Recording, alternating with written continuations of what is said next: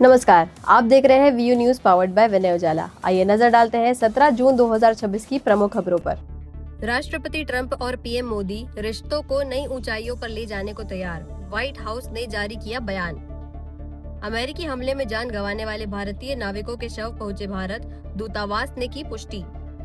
Iran समझौते को Trump बता रहे जीत, लेकिन विशेषज्ञ बोले अमेरिका की रणनीतिक हार हुई, ये आत्मसमर्पण जैसा।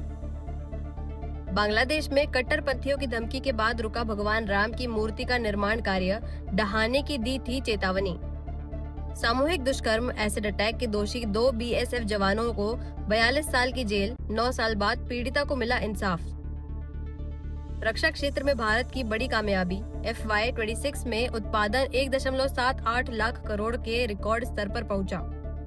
डेलावेयर के अस्पताल में गोलीबारी, 2 घायल, मचा हड़कंप। वडोदरा में भीषण सड़क हादसा, बस ने ट्रक को मारी टक्कर, 6 की मौत, 20 घायल। पुडुचेरी में कैबिनेट विस्तार, रंगासामी सरकार में शामिल हुए 3 नए मंत्री, उपराज्यपाल ने दिलाई शपथ। हैदराबाद में रैगिंग के आरोप में 12 मेडिकल छात्रों पर केस, 6 छात्र कॉलेज से सस्पेंड। लोकसभा स्पीकर ममता बनर्जी के भतीजे अभिषेक से बोले 19 जून को पार्टी में फूट मामले पर बताएं अपना पक्ष। संजय राउत का दावा, सांसदों को पार्टी बदलने के लिए दिए 15 करोड़, सांसदों को नोटिस जारी। सांसदों की खरीदी फिरोख्त पर कांग्रेस का गृह मंत्री पर हमला, कहा भारतीय लोकतंत्र को कर रहे बर्बाद। अनिल देशमुख ने राज्यपाल को लिखा पत्र, चांदीवाल आयोग की अंतिम रिपोर्ट सार्वजनिक करने की मांग। नीट की तैयारी कर रही छात्रा ने दी जान, सुसाइड नोट में माँ बाप से मांगी माफी, लिखा उम्मीदों पर खरी न उतर पाई। दिल्ली में स्कूलों का होगा सुरक्षा ऑडिट, पॉक्सो पालन में लापरवाही पर होगी सख्त कार्रवाई, एलजी ने दिए निर्देश। दिल्ली में झुग्गी में रहने वाले 4 लाख परिवारों को मिलेगा पक्का आशियाना, पुनर्वास नीति 2026 को अंतिम मंजूरी। दिल्ली बीजेपी अध्यक्ष हर्ष मल्होत्रा ने स्वच्छता अभियान की शुरुआत की, सफाई कर्मियों के कार्य की सराहना की। भोपाल में फिर होगी ग्लोबल इन्वेस्टर्स समिट, जनवरी 2027 के आयोजन की तैयारी शुरू। जन दर्शन में पहुंची महिलाओं की पेंशन शिकायत, मंत्री विश्वास सारंग ने अधिकारियों को लगाई फटकार। भोपाल विधानसभा में पूर्व मुख्यमंत्री कैलाशनाथ काटजू की जयंती पर श्रद्धांजलि दी गई। मुख्यमंत्री मोहन यादव ने उन्हें स्वतंत्रता सेनानी और जनसेवक बताया तथा आगामी विधानसभा सत्र में यूसीसी विधेयक लाने का संकेत दिया। भोपाल में मध्य प्रदेश विधानसभा परिसर में पूर्व मुख्यमंत्री स्वर्गीय कैलाशनाथ काटजू की जयंती पर पुष्पांजलि कार्यक्रम आयोजित किया गया।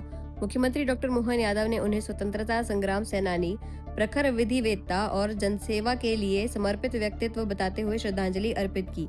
इस दौरान विधायक भगवान दास सबनानी सहित कई जनप्रतिनिधि मौजूद रहे।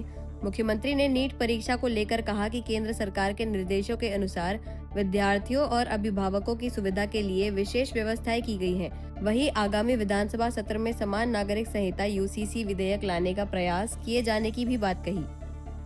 नीट को लेकर के हमारी सरकार भारत सरकार के साथ लगातार संपर्क में भी है और वो सारे प्रबंधन कर रहा है जिसमें किसी कारण से भी दोबारा ऐसी नौबत ना आए जो बीते समय हुई थी। ये भी बात सही कि नीट के समय 11 बजे से जो बच्चे आएंगे उनके रोल नंबर, उनके फॉर्म का वेरिफिकेशन, ऐसे कई काम करेंगे।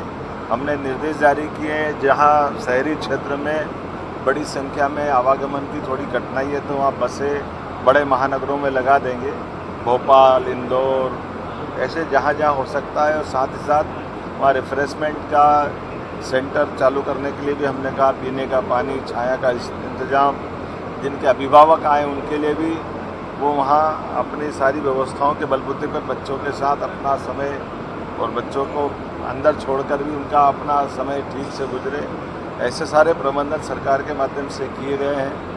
जेमर वगैरह लगा करके भी, जैसे आज हमने सबने व्यवस्था पेपरों में पढ़ी होगी, भारत सरकार इस बात के लिए कृत संकल्पित है कि बच्चों की एग्जाम निर्विघ्न संपन्न हो जाए। मेरी अपनी ओर से सबको अग्रिम बधाई। महिला एवं बाल विकास मंत्री निर्मला भूरिया ने भाजपा कार्यालय में जन सुनवाई की। उन्होंने कहा कि महिलाओं और बच्चों के हित में नई योजनाएं बन रही हैं तथा आंगनबाड़ियों को आधुनिक बनाकर शिक्षा सुविधाएं मजबूत की जाएंगी। महिला एवं बाल विकास मंत्री निर्मला भूरिया भाजपा प्रदेश कार्यालय पहुंची, जहां उन्होंने कार्यकर्ताओं और आम लोगों की समस्याएं सुनी और उनके निराकरण का आश्वासन दिया। उन्होंने कहा कि विभाग महिलाओं और बच्चों के हित में लगातार नवाचार कर रहा है।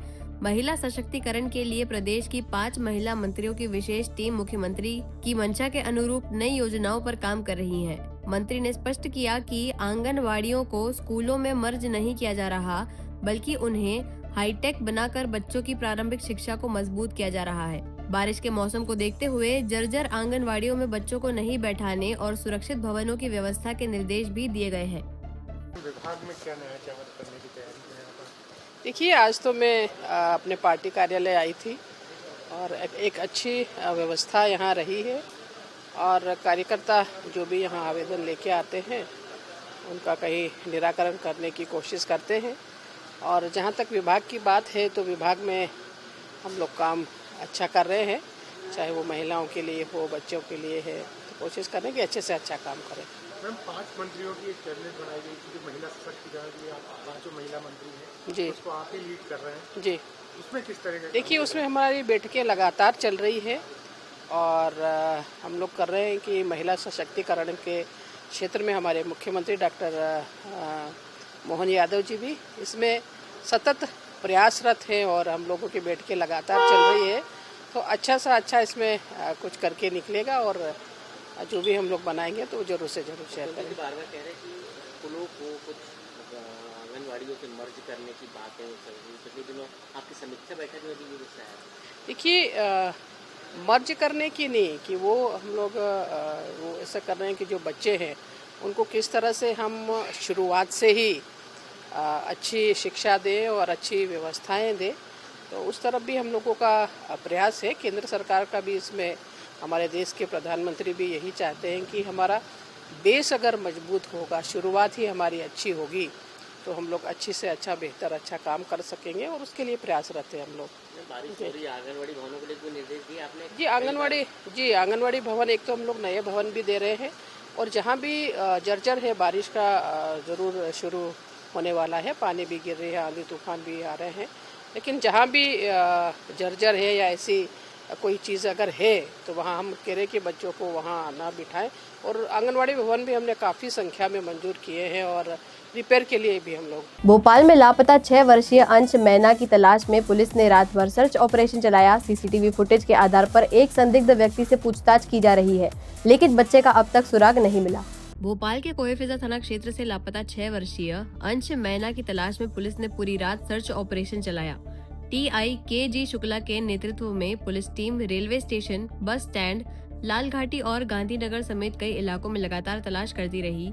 सीसीटीवी फुटेज में एक मानसिक रूप से अस्वस्थ व्यक्ति बच्चे के साथ जाता दिखाई देने पर उसे हिरासत में लिया गया है। उससे और उसके परिजनों से पूछताछ जारी है, लेकिन देर रात तक अंश का कोई सुराग नहीं मिल सका। पुलिस के साथ स्थानीय नागरिक और समाज सेवी संगठन भी खोज अभियान में जुटे हैं। इंदौर पुलिस ने महिलाओं की सुरक्षा के लिए ऑपरेशन सीक्रेट मिडनाइट शुरू किया है। ड्रोन निगरानी और सादे कपड़ों में तैनात महिला पुलिस कर्मियों के जरिए संवेदनशील क्षेत्रों में सुरक्षा व्यवस्था को मजबूत किया जा रहा है।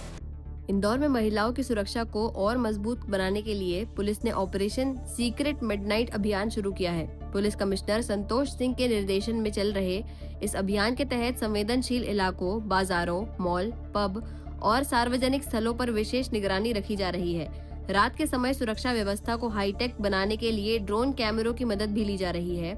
अभियान के दौरान महिला पुलिस कर्मियों को सादे कपड़ों में भेजकर जागरूकता परीक्षण किया गया, जिसमें लोगों ने मदद के लिए आगे बढ़कर सकारात्मक संदेश दिया। पुलिस का कहना है कि उद्देश्य महिलाओं को सुरक्षित और भय मुक्त माहौल उपलब्ध करना है। वुमेन्स की सेफ्टी के लिए किस प्रकार का ऑपरेशन है और शहर में इसमें किस प्रकार से नवाचार होता है?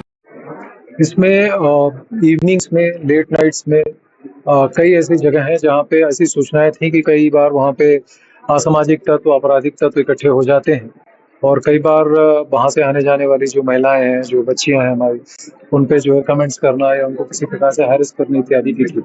इसमें पुलिस ने एग्जामिन करके उनके हॉटस्पॉट्स भी चिन्हित किए हैं, उस पर लीगल एक्शन भी हुआ है।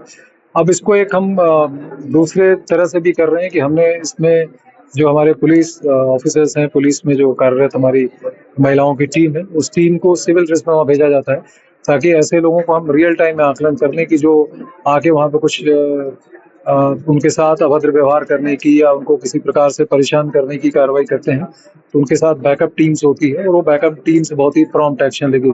इनफैक्ट इसको हम बहुत दूर से ड्रोन से भी इसको एग्जामिन करते हैं। इस तरह का एक रियल टाइम वहाँ की सिचुएशन क्या है, जो हॉटस्पॉट्स हमने चिन्हित किए हैं, इस पे भेज के अपनी टीम को और उसके पीछे बैकअप टीम लगा के कार्रवाई की जाती है। और इसमें शुरू में 1-2 बार जो है पुलिस को कार्रवाई करनी पड़ी, पर अच्छी बात यह है कि अभी कुछ समय जो हमने किया उसमें कहीं कोई ऐसा व्यक्ति आया नहीं जो किसी प्रकार से किसी महिला को या किसी हमारी जो टीम की जो महिला सदस्य उसको किसी प्रकार से उसने कोई अभद्र व्यवहार इत्यादि करने का प्रयास किया हो। अब इसका समय बदल के, जगह बदल के, उसकी डिटेल्स में मैं नहीं जाऊंगा क्योंकि इसका ऑपरेशन का नाम ही जो है सीक्रेट से शुरू होता है। तो हम लगातार करेंगे और ऐसे लोग जो इस तरह की हरकत करते हैं या करने का प्रयास करेंगे उन पे बहुत ही कठोर कार्रवाई करेंगे और न केवल की शिकायत आने पे बल्कि हम प्रोएक्टिवली पहले से अपने स्तर से असेस करके और अपनी टीमों को भेज के ये कार्रवाई सुनिश्चित कराएंगे। इंदौर में ड्रग्स तस्करी मामले की आरोपी सीमा नाथ पर गवाहों को धमकाने के आरोप लगे हैं। शिकायत मिलने के बाद पुलिस ने जांच शुरू कर दी है और मामले की पड़ताल की जा रही है। इंदौर के सदर बाजार थाना क्षेत्र में जेल में बंद ड्रग्स तस्करी मामले की आरोपी लेडी डॉन सीमा नाथ पर गवाहों को धमकाने के आरोप लगे हैं। 2 फरियादियों ने पुलिस को शिकायत देकर बताया कि सीमा नाथ और उसके पति महेश द्वारा उन्हें लगातार डराया और दबाव बनाया जा रहा है। पुलिस जांच में सामने आया कि सीमा नाथ पूर्व के एनडीपीएस मामले में आरोपी हैं और पैरोल के दौरान फोन पर धमकी देने के आरोप सामने आए हैं। फरियादी उसी मामले के महत्वपूर्ण गवाह बताए जा रहे हैं। पुलिस ने शिकायत के आधार पर जांच शुरू कर दी है। नमस्कार, ये थाना सदर बाजार में कल 2 युवक आए थे। उनका नाम रफ़ीक और सादिक था। उनके द्वारा बताया गया कि उनको सीमानाथ मुजालदे और महेश मुजालदे इन दोनों के द्वारा डराया धमकाया जा रहा है। और जब हम लोगों ने अपराध पंजीबद्ध किया गया, इसमें ये जब हम लोगों के द्वारा पता कराया गया तो सीमानाथ मुजालदे बेसिकली एक आरोपी हैं एनडीपीएस केस में, जो क्राइम ब्रांच द्वारा इस पर अपराध पंजीबद्ध किया गया। तो उन पर पहले भी 14 अपराध पंजीबद्ध हैं। उनका मोडस ऑपरेंडी सिमिलर रहता था। पहले वो शराब का कारोबार करती थी, फिर उसके बाद शिफ्ट होके वो ये एनडीपीएस के काम में लग गई थी। तो जो एनडीपीएस में क्राइम द्वारा जो अपराध पंजीबद्ध किया गया था उसमें वो जेल में निरुद्ध हैं। जब ये पेरोल पे आई थी तो इनके पति महेश और इनके द्वारा जो विटनेस थे, ये दोनों, इनको डराया धमकाया गया कि आप हमारे अगेंस्ट गवाही ना दें। तो उसी पे हम लोगों ने अपराध पंजीबद्ध कर विवेचना में लिया गया। सर, महिला पे पूर्व में कितने अपराध? महिला पे पूर्व में 14 अपराध हैं। उसमें 34-2 आबकारी के 3-4 अपराध हैं और 8/21 एनडीपीएस के भी अपराध हैं। कौन कौन से थाने में सर अपराध हैं और किस प्रकार के हैं? अपराध सदर बाजार में पंजीबद्ध है, द्वारकापुरी में पंजीबद्ध है और आबकारी और एनडीपीएस के पंजीबद्ध अपराध। महिला द्वारकापुरी नाथ मोहल्ला की रहने वाली। ऐसे ही खास खबरों के लिए बने रहिए हमारे साथ व्यू न्यूज पर, पावर्ड बाय विनय उजाला।